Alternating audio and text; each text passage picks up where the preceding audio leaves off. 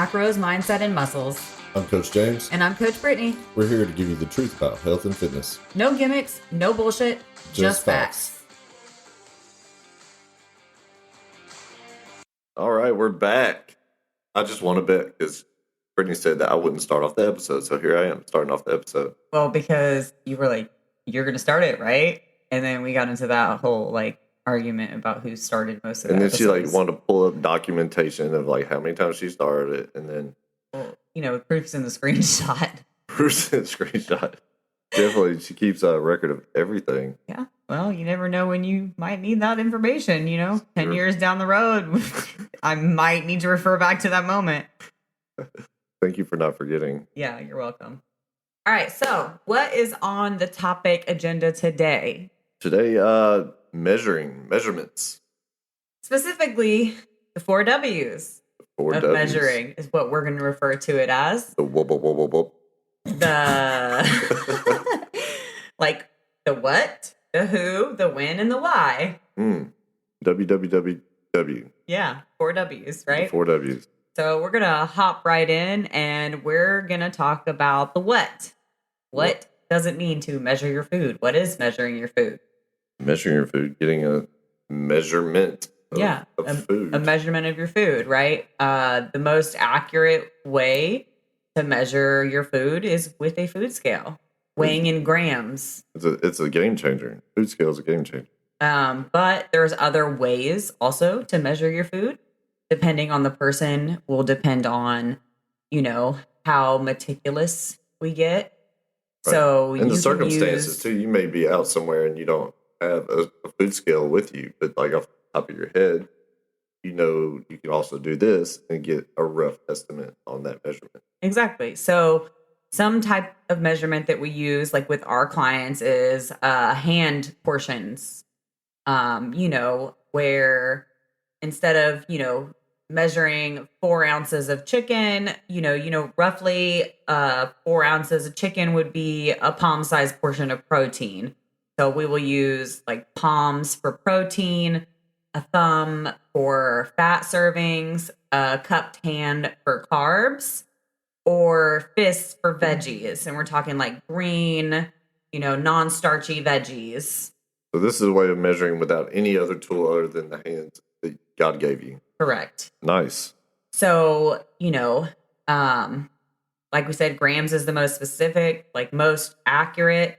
You can measure in ounces. You can measure using cup and half a cup and tablespoons, but those are really not as accurate, because when do you ever take a tablespoon and completely make sure it's totally even across the board? Most people do keeping tablespoons, or because what you think is a tablespoon is not very much. Is not for example, our one we always go to is peanut butter. People one serving of peanut butter, and it's really so tiny. It's really 4 servings what someone will measure out. Yeah, that one serving goes on one cracker. Yeah. That you're not getting a sandwich out of that serving. One serving of peanut butter is barely enough to cover a rice cake. Yeah, it's barely. I mean, You better spread it thin, add some water. Yep. But no, and of course, over time, people have started measuring differently. Back in the day, where scales weren't as readily available, so people would use cup sizes and things like that. As time's gone on, we got digital scales now. Now it's quick to switch over from pounds to ounces to grams, and with just a little push of a button. But like you were saying earlier, grams is the most accurate. I mean, especially with some of your other macros, where you want to be very precise. So when you're measuring, really you want to go by what's on the package too. So when you're measuring meat, general data, if you're using a food tracker like MyFitnessPal, general information in there is going to be based on raw. So you're weighing chicken or beef or something along the lines of that. That information is generally based on raw data, but most people will weigh cooked.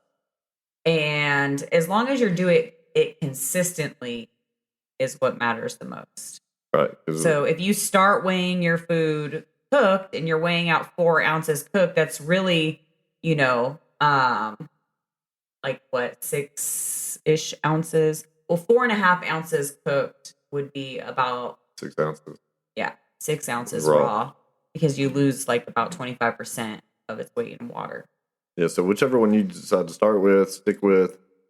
Stay consistent with it. That's what's most important. Yeah, like Brittany and I are different on this one. She does hers raw weight. I do mine cooked weight, and I've just always did mine cooked, and it I've was too always done mine raw. and she's always did hers raw. Like that's fine. It's cool. We just stick with what we've been doing and make adjustments whenever they need to be.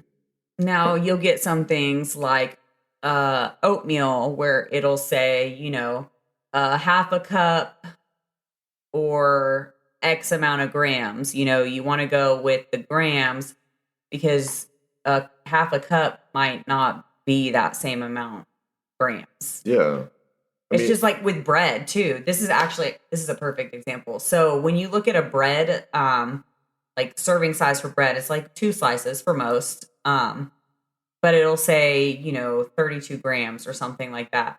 Well, guess what? If you actually weigh that bread, 1 slice may come close to that, and 2 slices will be well over the grams. So you're actually eating more than a serving when you eat what the serving size is supposed to be, 2 slices. Yeah. Because you're not weighing, for the accuracy. Well, another thing that just popped in my head is about like protein powder. So what a lot of people don't realize is that, they look at the front of it. They're like, oh, it has 24 grams of protein per serving. All right. And it comes with a scoop inside of it. Well, it's also broken down into grams on the back. If you don't really look at that label on the back side, they may say a well-rounded scoop, meaning they're counting on you when you do that scoop for it to be like piled up on top of it to get that measurement. So you may be getting under your protein goals because you're not doing it the way. So you could even, I've seen people even weigh out their protein powder to make sure that it's accurate. But I mean, I'm not suggesting everybody do that. Yeah. It's just The protein meticulous, powder. like how meticulous you are is really just going to depend on your goals. Like bodybuilding, what we do, we have to be a little bit more meticulous. But like when we're in the off season, it's not as meticulous. Yeah, I was just Lifestyle clients don't have to be as meticulous. There are certain things that, you should be meticulous with because they're calorie dense, but it's not necessary for everyone. so Into the next one. who Should measure their food? Who should not measure their food? Ooh. So I'm going to start with who should not measure your food. Okay. If you have a history with eating disorders or disordered eating or like obsessive compulsive. Yep. Obsessive compulsive behavior. Measuring is probably not the thing for you. Tracking is probably not the thing for you. Because it can trigger those former behaviors, and that is not what we want at all. So if you have any of these issues, you should definitely work with a therapist to, find out the underlying causes and see if you can't find better like coping mechanisms and stuff like that. But who should measure their food? Anybody with a goal. Yeah. That's not reaching their goal. So if you're saying like, I need to lose some body fat, I need to drop 20 pounds, I need to gain 20 pounds, whatever the case is, if you've been saying that this is your goal for a long time and you've made changes, but you're not measuring your food or you're not tracking it, then, and you don't have any of the things that we said you shouldn't have when tracking, disordered eating disorders, obsessive compulsive behavior, then you should track. Yeah. You should measure your food because it's going to give you an idea of what an actual serving looks like. And it's an eye-opening experience. It is. It's very eye-opening because you're going to be like, wow, this whole time I've been using like 3 times that amount thinking that was a serving. But, no wonder why, like I wasn't in a calorie deficit. I wasn't losing weight because I was eating way more than I thought I was or way more than I realized I was. I added an extra 800 calories to my salad. Didn't know it. Yeah. So that's why, measuring is important.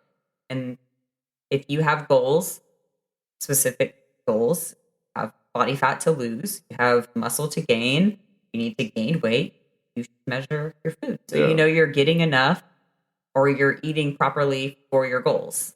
Yeah, because I mean, it's very common. People either feel like they're under eating. Like, I don't eat very much. I don't know why I'm not losing weight, or I eat a ton. I don't know why I'm not gaining size. And until you track it, until you measure what you're eating, like, you don't know. You're just best guess. You know, you're going by kind of like what your stomach feels. Yeah. Which, you know, it works for some people, like intuitive eating works for some, but some people need to track until you get a grasp on it, and then you can switch to intuitive Right, for like type lifestyle eating. stuff. Yeah. But like you said, who should track? If you have a goal, like, Measure your food. you should measure your food.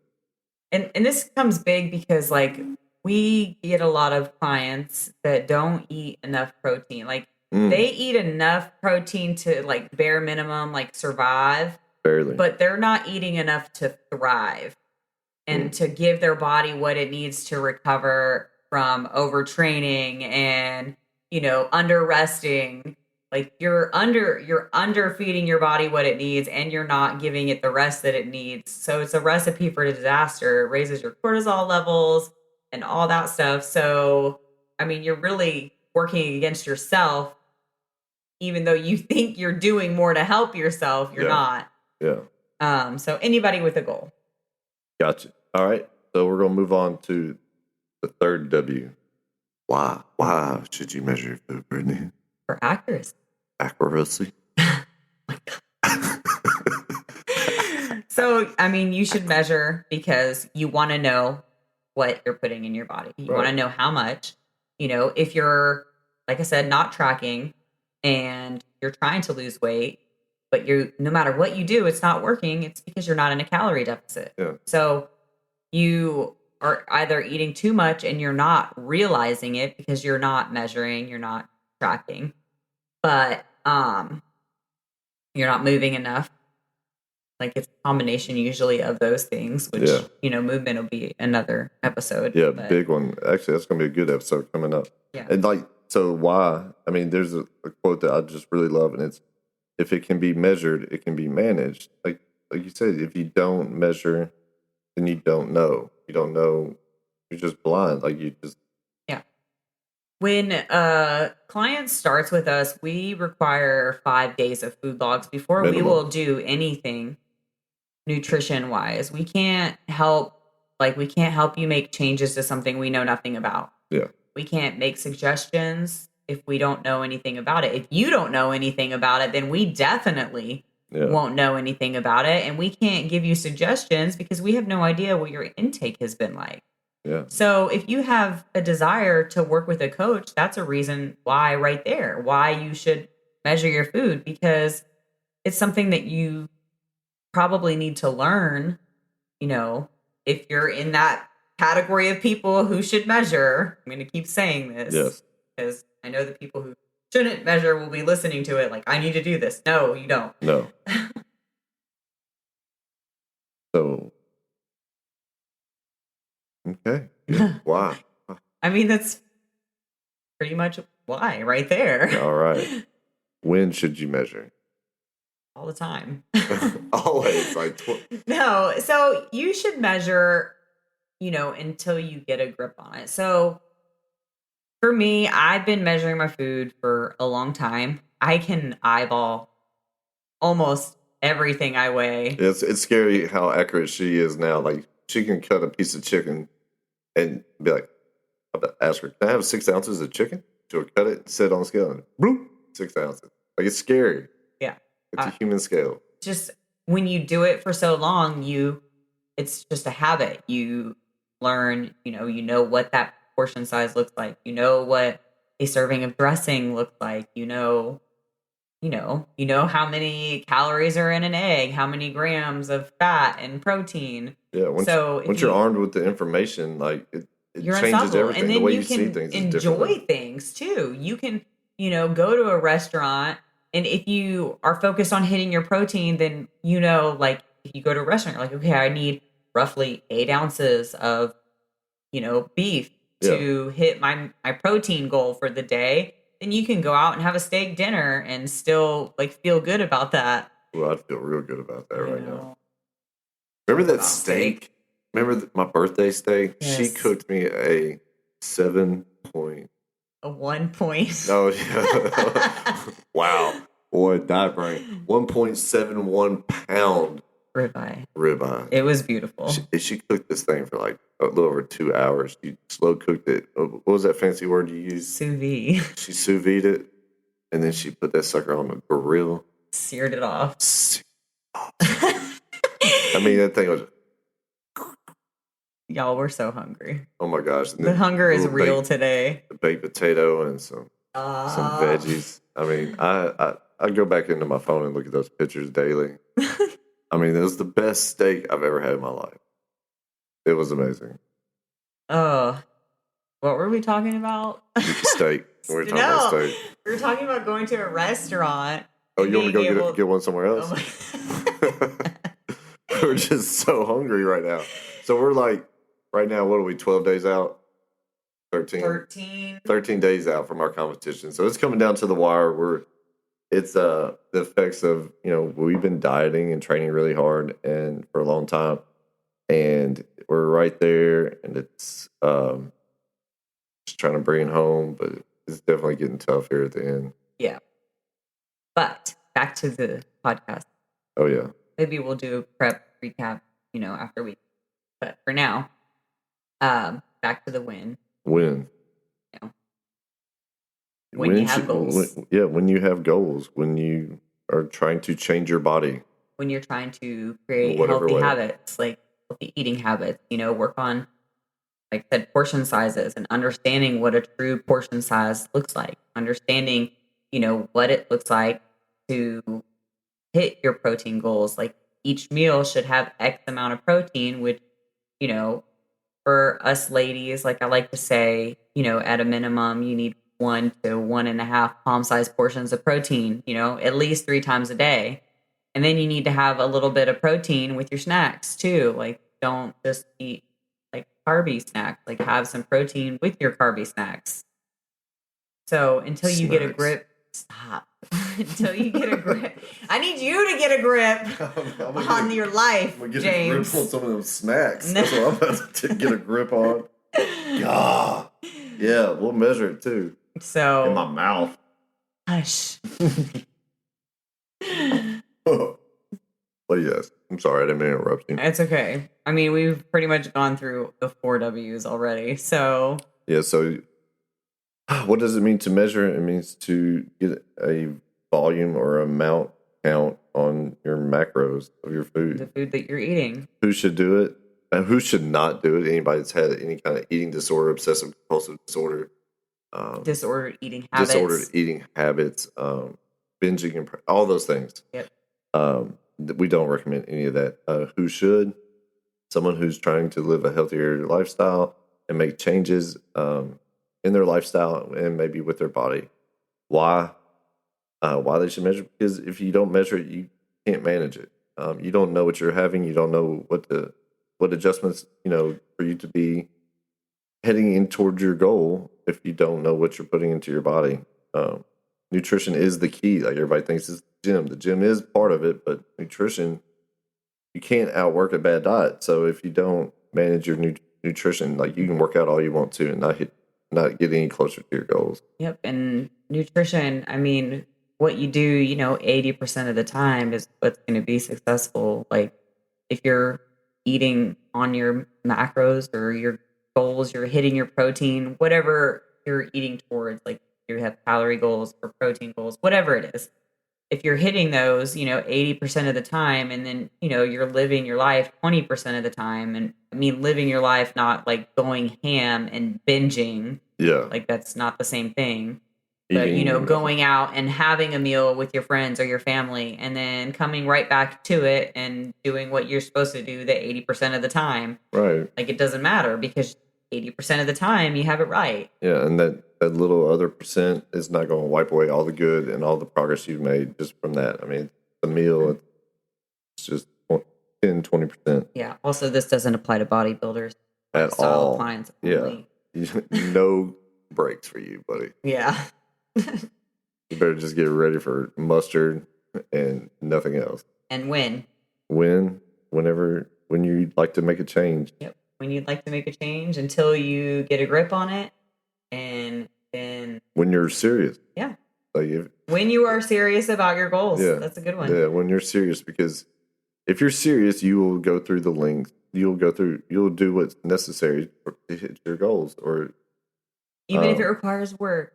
It requires extra work. It's not fun all the time, but it's accurate. I don't know how. It works. I don't know how. Well, yes, you may not know how, and your coach can help teach you.